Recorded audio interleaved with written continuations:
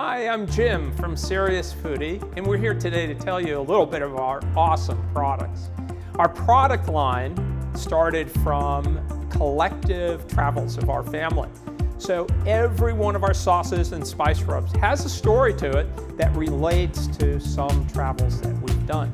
Like for instance, our signature sauces all use very unique regional ingredients. I'd like to introduce you to Anna, who's going to talk about a couple of the other product lines. We also have 4 marinades.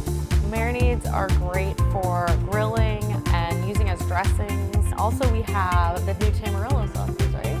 We are the only people in the United States that has New Zealand Tamarillo.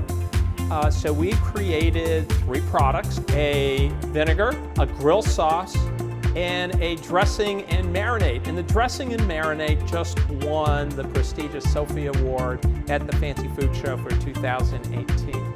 Also have the 6 spice rubs, and these have become a huge hit. So you can find us. We are in over 500 stores now in the United States, but you also can see all of the products and our wonderful exclusive kits on our website at serious-foodie.com.